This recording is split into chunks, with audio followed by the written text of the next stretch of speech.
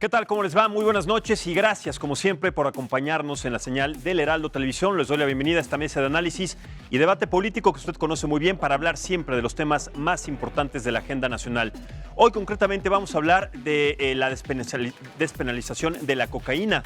Recuerdo que el pasado 20 de agosto, la Asociación México Unido contra la Delincuencia informó que obtuvo 2 amparos para la posesión, para el transporte, para el empleo y también el uso de la cocaína. Esto tiene, por supuesto, muchas aristas y tiene también seguramente consecuencias por el debate y por los diferentes puntos de vista que existen al respecto de este tema. Por eso los invito a que se queden con nosotros para analizar esta problemática, esta situación. Soy Max Espejel. Bienvenidos, comenzamos. El juez Víctor Octaviano Luna Escobedo de la Sala 14 del Juzgado en materia administrativa de la Ciudad de México emitió 2 fallos el pasado 17 y 20 de agosto respectivamente que permiten a 2 personas disponer de autorización para el consumo personal y lúdico de cocaína. La decisión llega después de un amparo promovido por México Unido contra la Delincuencia. Básicamente lo que nosotros estamos buscando es que se abandone esta estrategia de guerra contra las drogas que tanto daño le ha causado al país en términos de violencia, pero también en términos de inseguridad y de salud pública. En entrevista radiofónica en el Heraldo Radio, Lisa Sánchez comentó que el gobierno mexicano debe de concentrarse más en perseguir la red del dinero y el tráfico de armas. Sí, su despenalización, porque nos parece muy importante dejar de invertir recursos públicos en una persecución de usuarios que no sirve de nada, y plantear hacia adelante la necesidad de tener un debate global sobre la necesidad de legalizar los mercados de drogas. El amparo se presentó después de que una persona tramitó una petición ante la Comisión Federal para la Protección contra Riesgos Sanitarios en la que solicitaba una autorización para poder hacer uso personal adulto de cocaína. La solicitud no fue atendida y recurrió a los tribunales en un juicio de amparo indirecto. En un comunicado, la organización México Unido contra la Delincuencia aclaró que los amparos no legalizan la cocaína y no pueden hacerse válidos hasta ser confirmados por un tribunal colegiado. El fallo señaló que la persona que obtuvo el amparo no puede conducir vehículos o emplear instrumentos peligrosos bajo los efectos de la sustancia, ni consumir en lugares públicos ni en presencia de menores de edad. Para el Heraldo Media Group, con información de Edgar Ledesma, Luis Pérez Curtado. Bien, para hablar entonces de este tema nos acompaña aquí en la mesa de análisis político Víctor Gutiérrez. Él es coordinador de proyectos de política de drogas en la Asociación México Unido contra la Delincuencia. Muchísimas gracias, Víctor, bienvenido. ¿Qué tal? Buenas noches, gracias por la invitación. Gracias a ti. También está con nosotros Rubén Aguilar, él es doctor en Ciencias Sociales y ex vocero presidencial. Rubén, muchísimas gracias y bienvenido. A ti, muchas gracias. Muchísimas gracias. Está también con nosotros y saludo con mucho gusto a Gadi Savicki, él es comisionado nacional contra las adicciones. También muchísimas gracias y bienvenido. Es un gusto estar aquí. Igualmente. Y finalmente, Santiago Nate, él es maestro en Derecho por la Universidad de Yale. Bienvenido, muchísimas gracias, Santiago. Muchas gracias a ustedes. Al contrario. A ver, vamos a empezar con este análisis, con este debate, pero exponiendo primero que es una despenalización, no es una legalización. Hay diferentes puntos de vista, diferentes aristas, que no es lo mismo, pero hay que poner en claro exactamente a qué se refiere esta postura y esta posible situación que tiene que ver con el uso y con la transportación de ciertas cantidades de cocaína, pero tampoco hablamos de cocaína procesada, sino también de la planta de cocaína como sí, ¿no? No, mira, son cosas distintas. Ahorita hablamos únicamente de cocaína, pero la primera pregunta que surge es ¿qué está haciendo México Unido contra la Delincuencia, no? ¿Por qué una asociación civil se está metiendo al tema de la regulación de cocaína, por ejemplo? Pues México Unido contra la Delincuencia presenta este acto, estos juicios, como parte de la continuidad de una estrategia que comenzó ya hace 8 años, desde el último año del expresidente Felipe Calderón. Le dimos continuidad durante el sexenio de Enrique Peña Nieto y la prueba máxima de que esto no es un hecho aislado es nuestro caso Smart, que fue el de la regulación del cannabis. Y el día de hoy estamos aquí con 2 sentencias que hablan acerca de la regulación de cocaína, pero no, a diferencia de la estrategia de cannabis, no buscamos la creación de jurisprudencia. Eso es súper importante que lo digamos. No hay más casos en puerta, no vamos por una regulación de cocaína. México ni siquiera es un país productor, es un país de paso. Y México Unido contra la Delincuencia, al ser una organización que se enfoca en seguridad y justicia, pues queremos que se repiense la política de seguridad de nuestro país. Imagina que todos los recursos que se están utilizando el día de hoy con comandos armados, con policías realizando cateos, fueran redireccionados, se dejara de ver a los pequeños consumidores y se redireccionara este esfuerzo para perseguir a personas que matan, ¿no? O sea, lo que nosotros queremos es que se enfoque esto en delitos de alto impacto. Todo el esfuerzo del gobierno queremos que se deje de lado a los pequeños consumidores, por eso podrán ver en nuestra sentencia que únicamente se permite la posesión de hasta medio gramo, que es nada. No estamos hablando de grandes cantidades, no estamos hablando de ningún tipo de turismo de drogas en nuestro país, estamos hablando de dejar de perseguir a los pequeños consumidores, a las personas que ni representan un problema para la salud pública ni para la seguridad, y se enfoque toda esta energía en atender la violencia que está consumiendo a nuestro país el día de hoy. Pero a ver, Víctor, dices no representa un problema de salud pública, aunque sea un consumo moderado o personal, pero esto no puede llegar a convertirse en un problema de salud pública si es que esto se contempla de manera ya legal, o sea, es decir, se despenaliza. Como estamos diciendo, no se legaliza, se despenaliza, no puede llegar a convertirse. Entiendo su preocupación porque la cocaína además es una droga muy peligrosa, pero cuando comparamos las tasas de mortalidad, y aquí podría tal vez la Secretaría de Salud ayudarnos más al respecto, de personas que mueren por sobredosis de cocaína en comparación con personas que mueren en enfrentamientos contra el ejército, feminicidios, 10 mujeres que mueren al día, no es una muestra representativa. Es un problema de salud individual. Indiscutiblemente hay daño al realizar el consumo. Correcto. Pero de eso a que estemos hablando de una epidemia que va a acabar con la población es algo muy distinto. México ni siquiera es un país consumidor de esta droga. Correcto. Doctor Aguilar, ¿usted está de acuerdo? ¿Qué opina al respecto?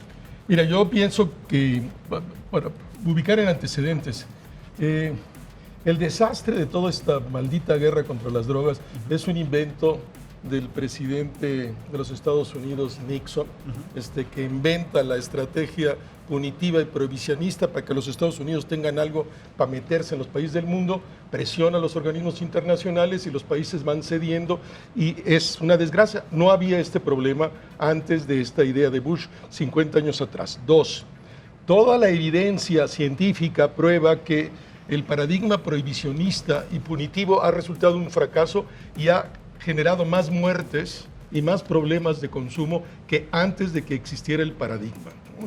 Y que en ese sentido es un fracaso absoluto.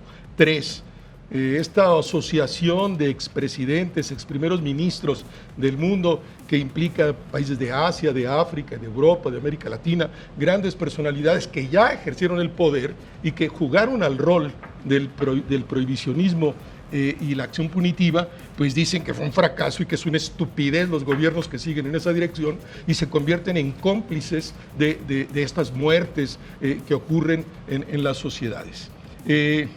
Un último punto, me parece que hay que reenfocar el tema, como ya se decía antes, el consumo de las drogas es un tema fundamentalmente de salud pública, no de seguridad pública y menos de seguridad nacional. Para eso hay que administrar el tema como lo administran los americanos, como lo administran los alemanes, los franceses. Tú en la 180 en Nueva York, de Central Park, de los 180 a la 200, a cualquier hora del día encuentras todas las drogas a la venta con la policía ahí regulando las cosas, porque eso va a ocurrir, porque es un problema de corte social como la prostitución, el alcohol que está con la humanidad entera, y hay que encontrar soluciones positivas que no impliquen el uso del recurso, la violencia, el provocar muertes, etcétera, etcétera. Y en ese, no sé, en Kreuzberg, en Berlín, a cualquier maldita hora del día, en vendedores todo el día de todas las drogas y la policía está alrededor del parque para vigilar que no haya violencia. Administra el conflicto, querer que lo vas a poder eliminar, querer alguien que cree que puede eliminar el consumo del alcohol, la prostitución y las drogas, perdóname con la palabra, es un estúpido. Claro.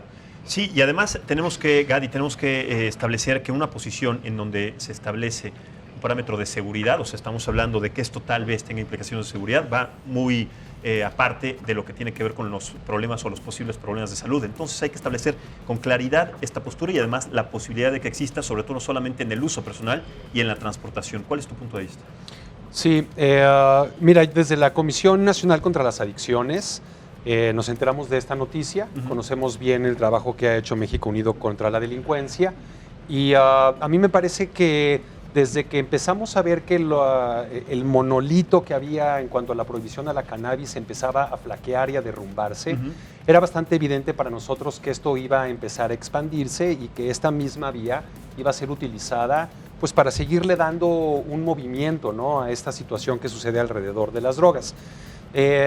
Queremos ser muy respetuosos de la división de poderes que existe en nuestro país.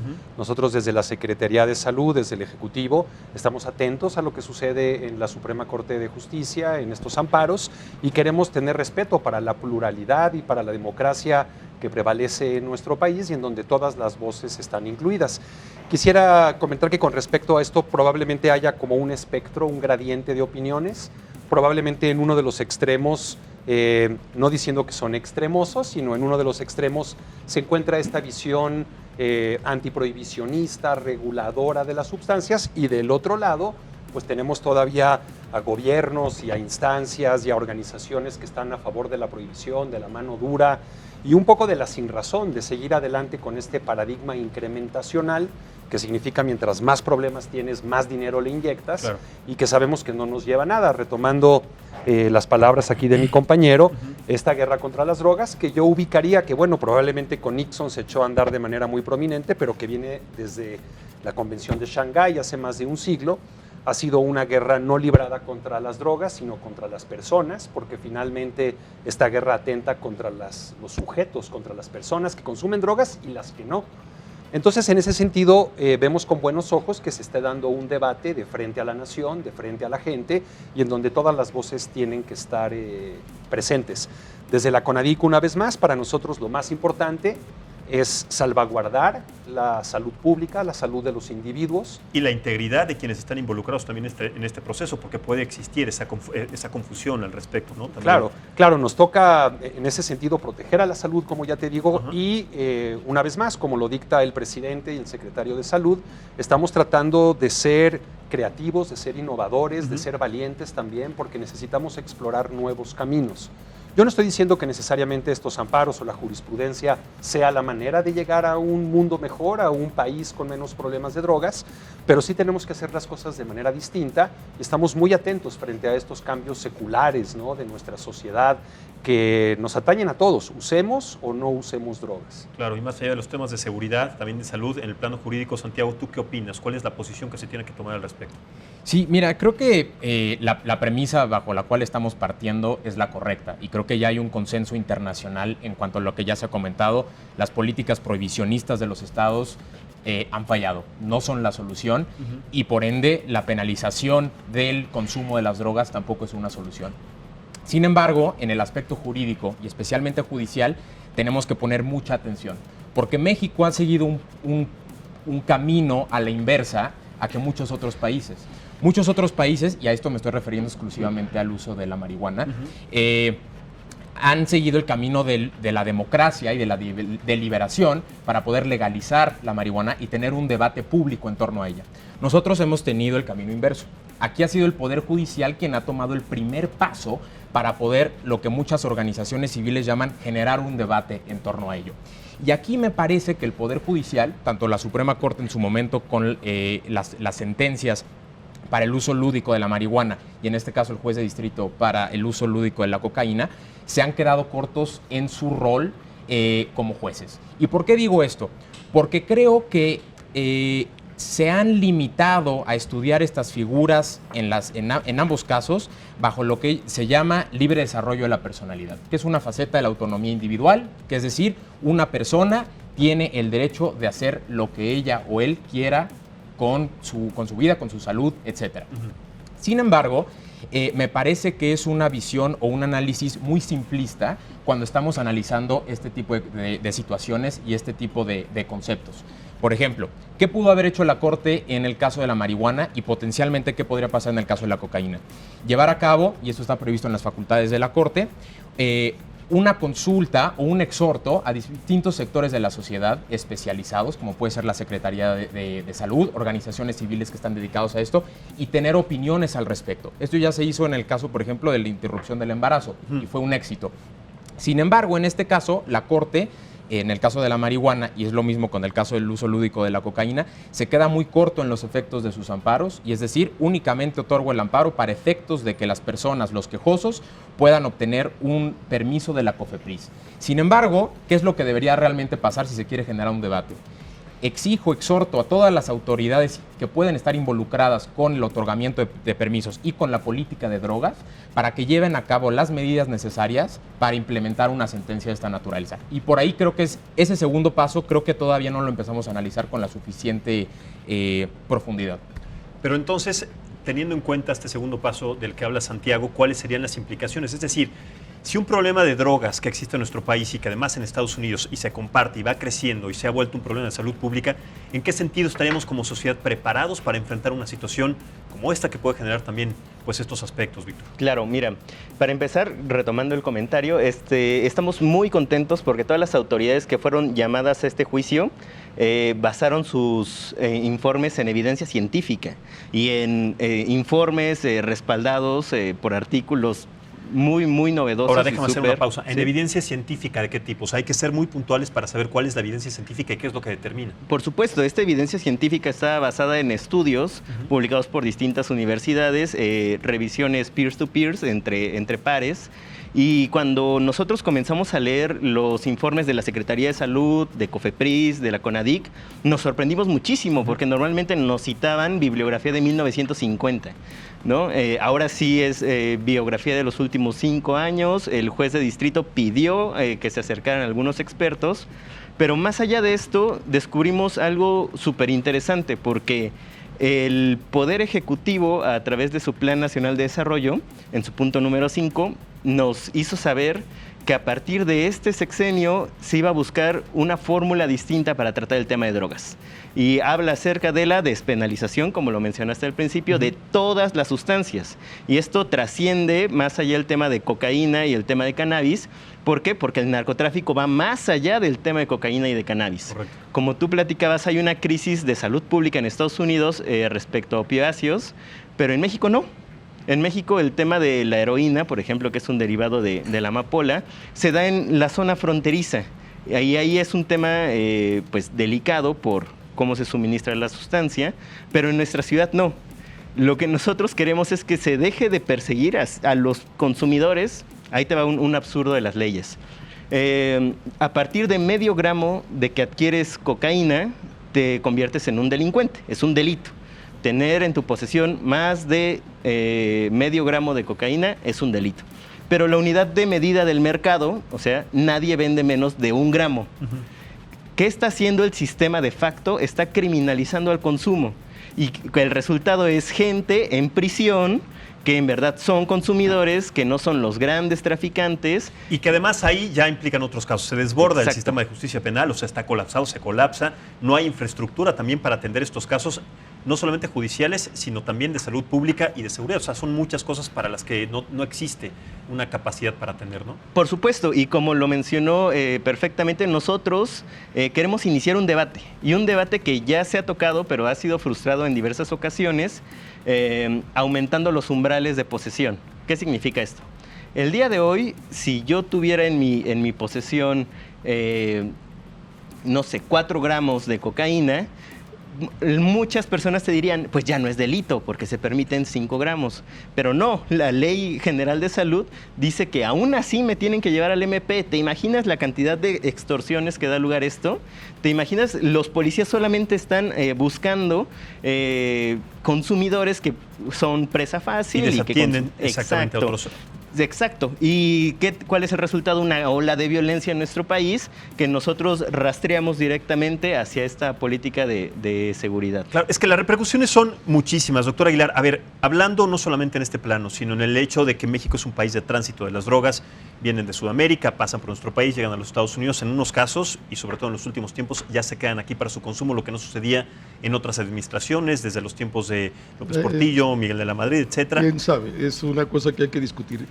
Bueno, se dice se que hay dice, una pero teoría. no se prueba. Científicamente no está probado. Claro, la pregunta es, ¿existiría una representaría una repercusión económica la legalización o la despenalización de las drogas, de esta droga en particular y de las demás en nuestro país, doctor? Yo pienso que todos sabemos los números 300,000 millones de dólares, 400,000 millones de dólares, que de todos los circuitos de la droga se lavan todos los años en los Estados Unidos. Estados Unidos es el lavadero de las drogas de Afganistán.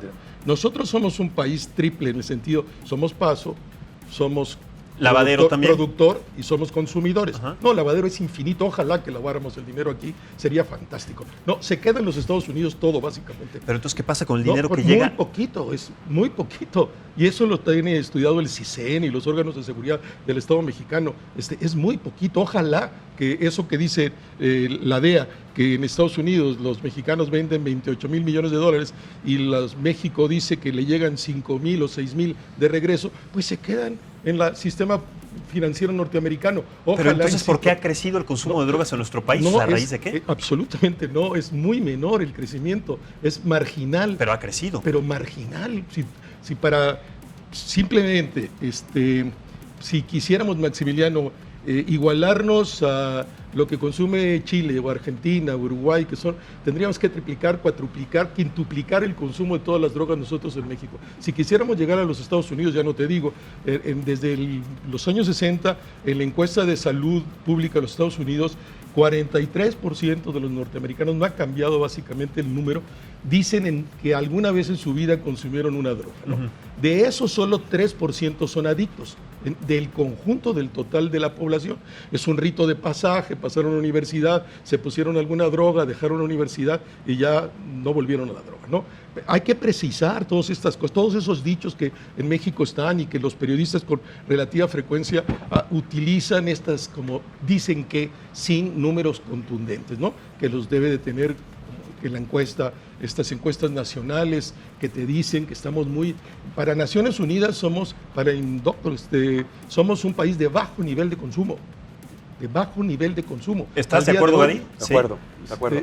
Así es, tenemos que corregir. Pero entonces toda esa discusión. Los datos están de alguna manera mintiendo. ¿Por qué? Porque no están mintiendo. Pero este incremento de las drogas, aunque sea muy poquito, si te vuelves si los consumidores eran el 1.3 y pasó al 1.7, pues sí creció y los medios lo ponen en la primera página. No, la pregunta en México debería de ser ¿por qué no consumimos drogas en el nivel del PIB, del Producto Interno Bruto que tenemos y el per cápita que tenemos, que es el segundo o tercero de América Latina, y comparas lo que consumen, insisto, Argentina, Brasil, Uruguay, Chile, incluso Centroamérica es muchísimo mayor que nosotros, Maximiliano. Entonces hay que corregir toda esa numeralia, hay que corregirla, hay que cambiar esa idea. Como dices, entonces está equivocada, está expuesta de manera equivocada, porque eso es lo que, no solamente en los medios, sino lo que generalmente se conoce al respecto del consumo. Si ves las encuestas nacionales, no dicen eso. Me gustaría agregar algo. No dicen eso las encuestas nacionales, de ninguna de las drogas. ¿Y por qué varían tanto las encuestas nacionales con las encuestas que se hacen de otra índole y sobre todo con la percepción que se tiene? Las únicas que puedes dar seguimiento sólido, serio, son las que organiza el CODAS, que son históricas. Traemos 20 años de encuestas de esas, muy serias, científicas, algunas que en algún momento me tocó. Yo, de los 2 libros que hice con Castañeda sobre este tema, ¿no? de las drogas, como Calderón había planteado todo, que no lleguen las drogas a tus hijos, a la escuela, todo eso.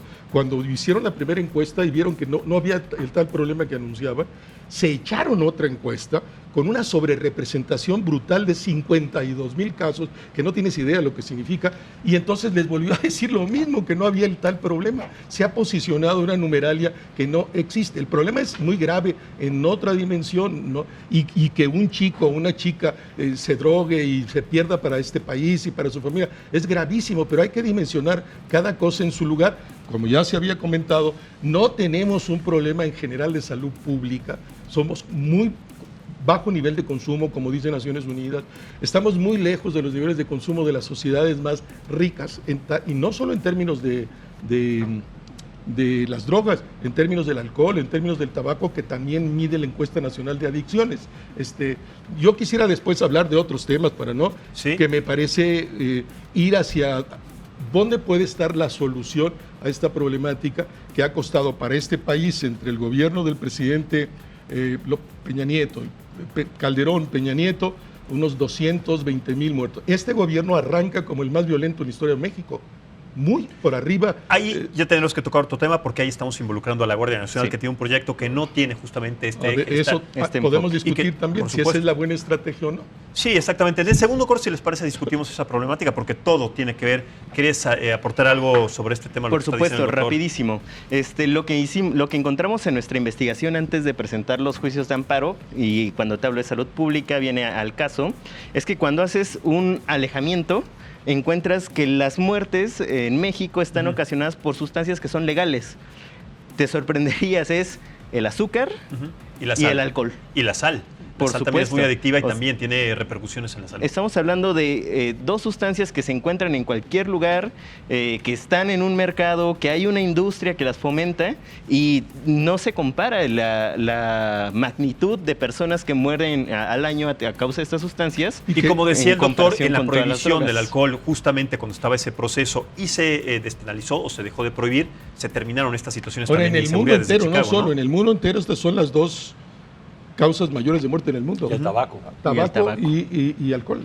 A ver, Gadi, sobre lo que plantea el doctor Aguilar, que no es un problema actualmente de salud pública, tú lo avalas, o sea, es un porcentaje mínimo de incremento.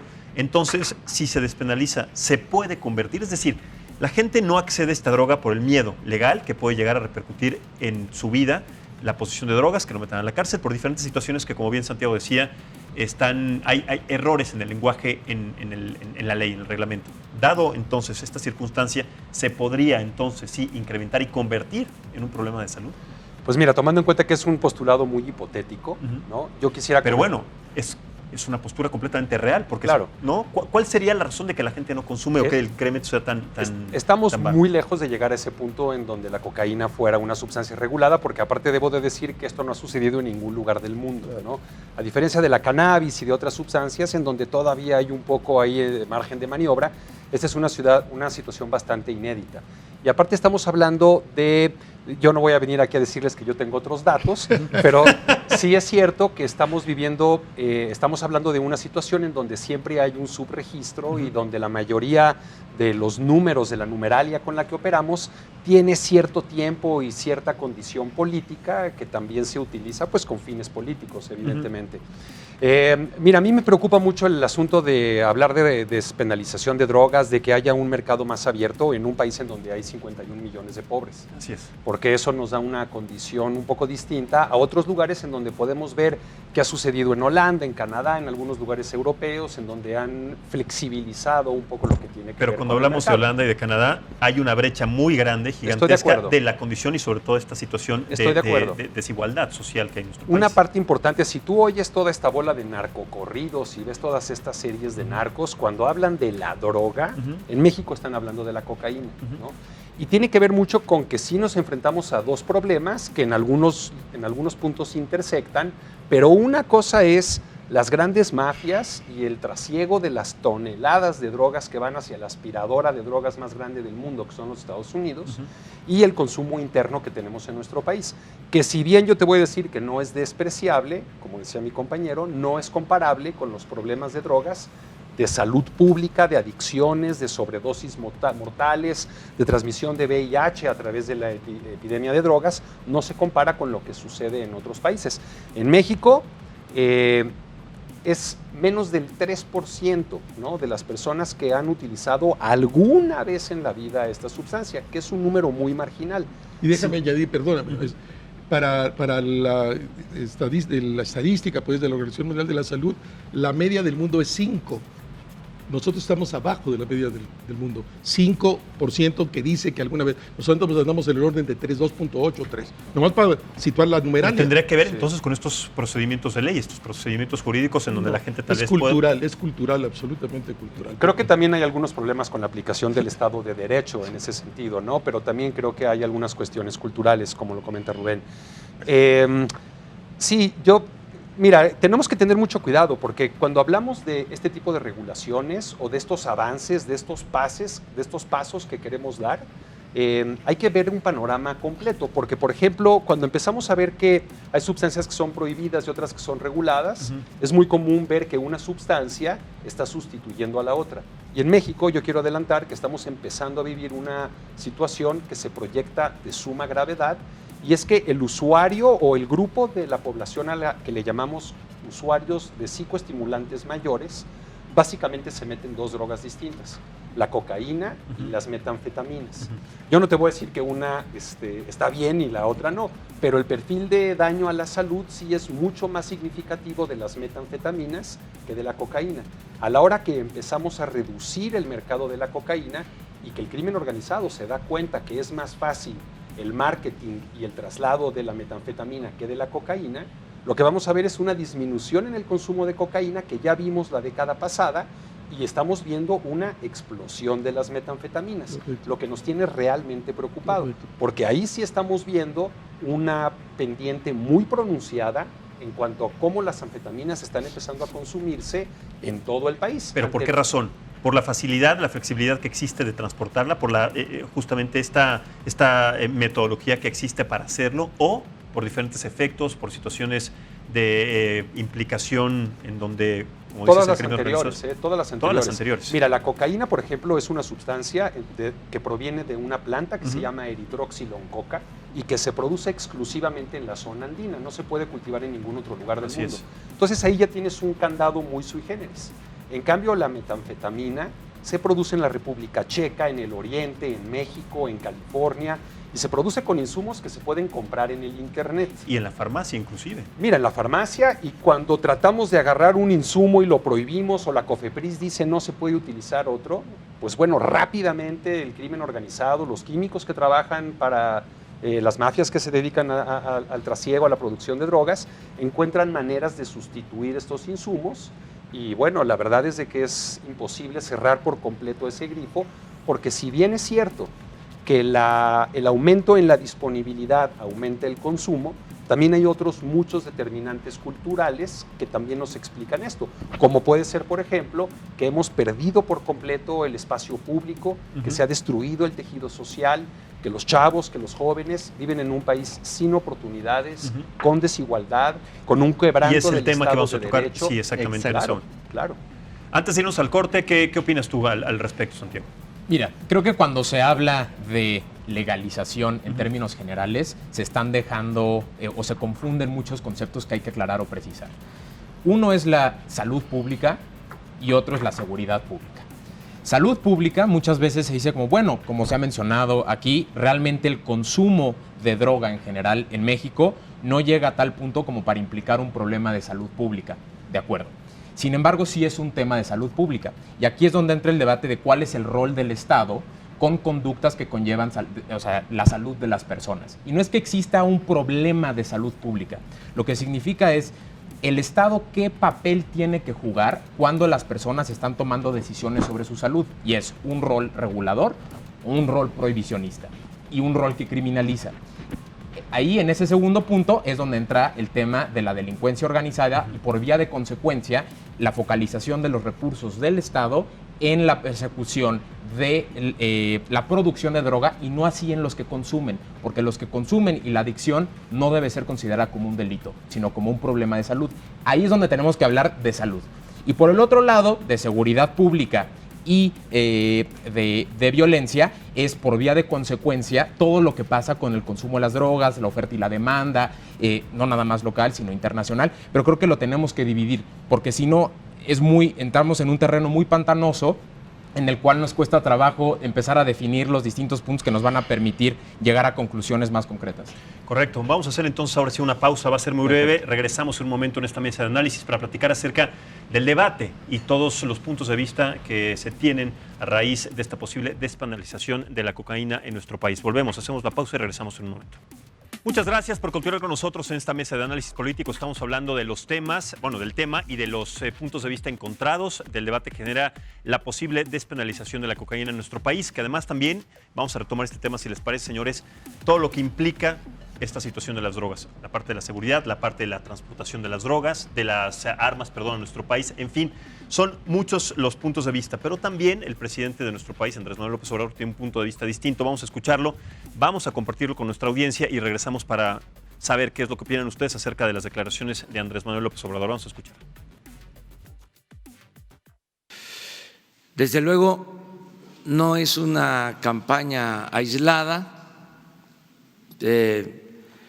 se inscribe en el plan de atender las causas que originan la drogadicción, la inseguridad y la violencia.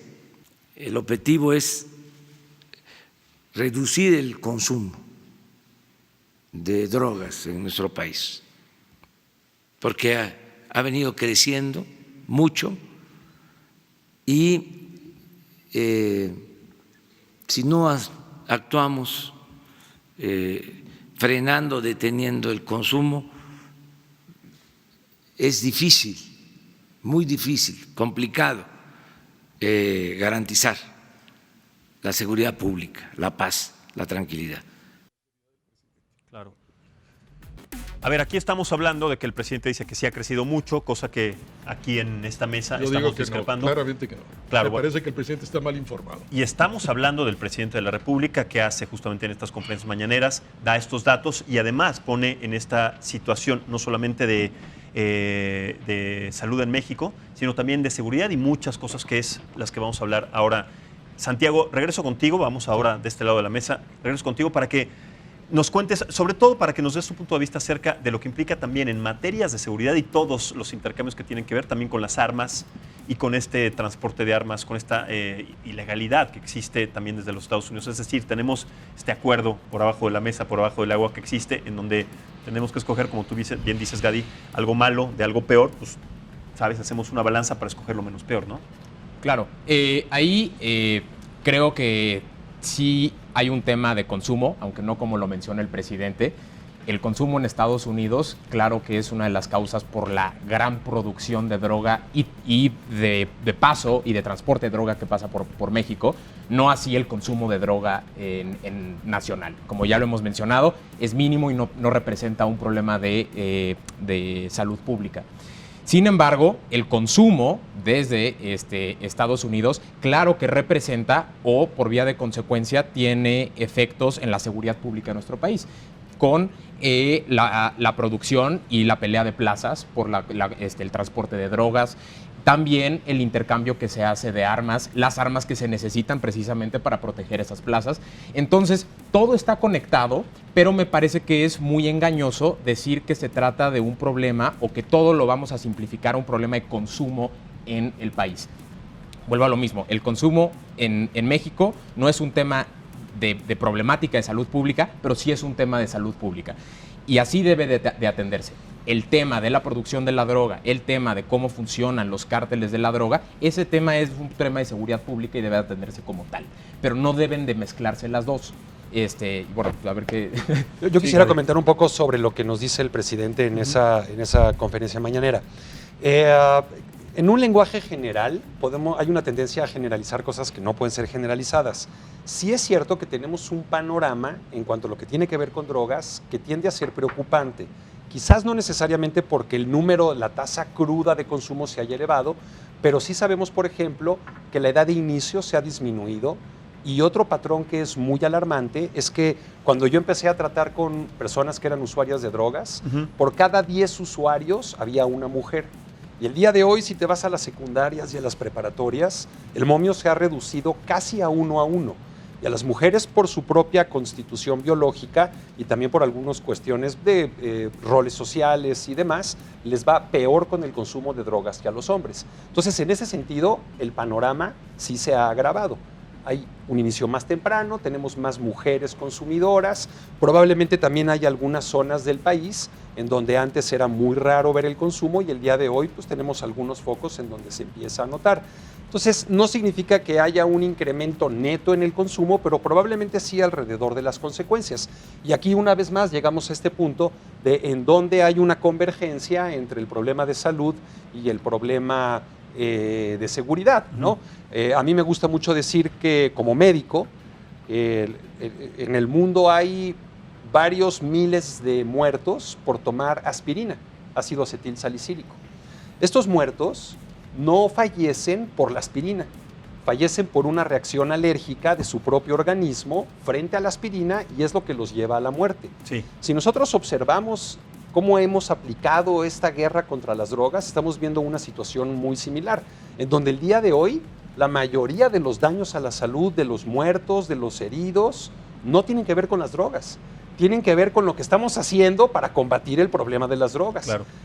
Coloquialmente te diría que nos ha salido más caro el caldo que las albóndigas, y precisamente este es el esquema del que queremos salir, porque es un absurdo. Y ahí está el punto en donde no se está atacando, doctor, justamente esta problemática. A ver, usted estuvo en la conferencia mañanera del presidente Andrés Manuel López Obrador cuando dio estas declaraciones, ¿no?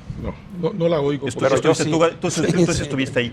Entonces, discrepas claramente de esto que dijo que el 300%, el incremento del 300% es algo real en nuestro país, porque esa cifra la dio justamente en esta conferencia. Sí, mira, sin meterme en la cabeza del presidente, porque no me es posible, yo no sé de dónde sacó este dato y no sé exactamente a qué 300%. Pero estamos hablando del presidente de la República, Gadi. O sea, consejeros debe de tener, tiene que tener escrutadores, tiene que tener investigadores, tiene que tener analistas para dar estos datos y estos números tan sensibles, ¿no? Sí. También yo quisiera decirte que si bien es cierto que dentro del gobierno hay un ánimos de cambiar las cosas y de pacificar al país y tratar de reducir los problemas tanto de sustancias como asociados al consumo de sustancias, también es cierto que hacia adentro del gobierno también estamos buscando un consenso, porque también hay pluralidad y también hay formas distintas de pensar dentro de la 4T, ¿no? Entonces, en ese sentido, yo creo que hacia adentro del gobierno también estamos cerrando filas y estamos buscando, a través de la ciencia, a través de un consenso también, pues bueno, de derechos, de principios que tenemos como mexicanos, para poder tener un discurso, ¿cómo llamarlo? No uniforme, porque una vez más vamos a seguir teniendo algunos puntos de vista que no vayan a ser idénticos, pero sí estamos todos de acuerdo en que es prioritario el pacificar al país, y en eso tenemos que ser originales y tenemos que buscar caminos que no se hayan transitado anteriormente. Pero estamos muy anteriormente. lejos de tener esa pacificación, sobre todo actualmente y con las políticas que existen Claro, en materia de seguridad. precisamente estos son los cambios que estamos proponiendo. Correcto. Ahora, doctor, vamos a tocar este tema si estamos hablando de una situación de salud de nuestro país, el alcoholismo, el alcohol. Ahí sí se ha incrementado, ¿está de acuerdo o no? Se ha incrementado en jóvenes, se ha disminuido la tasa, sobre todo de la también muy menor que otras realidades de América Latina, en condiciones iguales que nosotros. Es muy menor el consumo. Si tuvieras el consumo de alcohol en Chile, en Argentina, que toman vino, son 5 o 6 veces más que nosotros. O sea, ha aumentado. Pero yo me refiero al alcoholismo, al consumo excesivo de una bebida. Igual puedes tomar excesivo vino también y te emborrachas igual, como el vino, las cervezas pueden ser menos que el vino. O sea, otra vez, precisar los datos. ¿Qué quiere decir hemos aumentado? Sí, se ha aumentado marginalmente. Esos dicen nuestras encuestas nacionales hechas por el sistema de salud en los últimos 30 años. O sea, pero entonces, es marginal. Si es marginal. así, no es un problema de salud pública. No es un problema de salud pública, pero siempre hay que intentar enfrentar y no dejar que te vaya crecer. Pero un problema grave de salud pública, definitivamente no. Estamos muy abajo de las normas de consumo a nivel mundial. Entonces aquí los datos que proporciona la Organización Mundial de la Salud son completamente distintos de los que se establecen en nuestro país en estas cifras. México oferta esos datos al sistema de salud. Que algunos políticos por ahí, como por intenciones políticas, digan cosas, ese es otro rollo. Si te vas a la estadística dura, que es como debe de hacerse análisis, que es que la ciencia debe de dar, pues te dice que no es así. Lo cual no quiere decir, no estoy negando que haya incremento, pero es incremento marginal y otra vez en razón a nosotros mismos. Y si me comparo con otras realidades de mi mismo nivel de per cápita, porque al final el alcohol, el tabaco y las drogas tienen que ver, son bienes suntuarios, tienen que ver con ingreso. Los pobres no van a comprar cocaína. No claro. Van a comprar porque se requiere mucho dinero para comprar cocaína. Pero en todo caso, a mí me parece, déjame decir una cosa que me interesaría decir. Mira, yo cuando estuve en el gobierno y cuando salí del gobierno en noviembre de 2006, ya no me acuerdo en qué fecha del 2007, en mi artículo universal, escribí un artículo donde proponía que la única manera de que el Estado Nacional se apropie del tema es legalizar todas las drogas, pero no quiero usar la palabra legalizar, es regularizar el consumo de todas las drogas, con reglas claras para cada caso, obviamente con un montón de elementos, así como los hay para cierto tipo de medicinas, que no puedes así, y así, o sea, regular para que el Estado controle y quite el dinero, esas masas de dinero al narcotráfico. Mientras no le arrebatemos ese dinero, siempre tendrán la ventaja. Es la única posibilidad de desmantelar la estructura del crimen organizado en torno, es competirle, y competirle quiere decir tomar tú el control. Puede haber ajuste, puede haber dificultades, pero hay que hacerlo. No habría que intentarlo si después de 50 años el modelo prohibicionista y punitivo hubiera dado magníficos resultados, pero no los ha dado. Es evidencia científica, fracaso tras fracaso tras fracaso. Entonces, tenemos, como decía el doctor, tenemos la obligación por responsabilidad de ética pública, no seguir con una política pública que ha demostrado fracaso y que lleva a esta cantidad de muertos. Entonces tenemos que buscar otras alternativas. Claro. ¿Cuál es la alternativa? Que una treintena de jefes de Estado y de Gobierno, ex jefes de Estado y de Gobierno de todo el continente han publicado 4 o 5 textos en los últimos 10 años, que es legalicemos todas las drogas para dar el control al Estado-nación. Y luego siempre se ha planteado eso porque además tiene implicaciones sobre el pago de impuestos. Van a hacer otro negocio, desde luego, pero de esta dimensión, muy pocos o ninguno. Aparte, son negocios en los que, quiero decir, yo cuando pienso, por ejemplo, en Churchill, cuando salió en la Segunda Guerra Mundial, él estuvo arengando a la población de Inglaterra y echando discursos para que todos los ingleses estuvieran detrás de su postura de pelear. Aquí, cuando el presidente Calderón sale a la guerra, sale con una población dividida a la guerra. Si él hubiera dicho, vamos a salir a pelear en contra de los secuestradores, todos los mexicanos hubiéramos dicho sí. Pero cuando sale, vamos a pelear en contra de los marihuanos, la mitad del país dice, oye, esta guerra yo no voy contigo, no voy con el presidente a esta guerra. Y retomando rápidamente lo que decíamos del tabaco y el alcohol, no hemos visto muchos incrementos porque de por sí el consumo de alcohol y tabaco en México ya es endémico. Y si bien no somos el país que más bebe de todo el mundo, sí tenemos problemas más bien graves, diría yo, con respecto al alcohol y el tabaco, fíjate. En México... Entonces discrepas un poco con el doctor Aguilar sobre... en matices, ¿no? Lo que yo pienso es que, fíjate, en México hay 13 millones de bebedores patológicos, aproximadamente el 20% de la población mexicana. No significa que sean dependientes al alcohol, pero tienen una manera problemática de beber. Y no todo eso aparece en los números. Por ejemplo, si te fijas en la población italiana y la población mexicana, tenemos más o menos el mismo consumo per cápita de alcohol. Nada más que los italianos tienen este consumo mediterráneo que le llamamos, en donde toman 1 o 2 copas diarias, más o menos durante toda la semana. En cambio, en México tenemos una semana inglesa más o menos seca, de lunes a jueves, y nos emparejamos el fin de semana con los italianos. Ese consumo explosivo que le llamamos es mucho más peligroso, porque ese fin de semana un montón de estudiantes universitarios que no son dependientes al alcohol se van a un antro en donde hay una hora feliz que dura hasta las 5 de la mañana, se estrellan y se matan en el periférico, ¿no? México, por ejemplo, para expender el alcohol, para vender alcohol, es de los países con menos regulaciones del planeta. Uno va a Canadá o a otros lugares y bueno, las tiendas de licor son del Estado.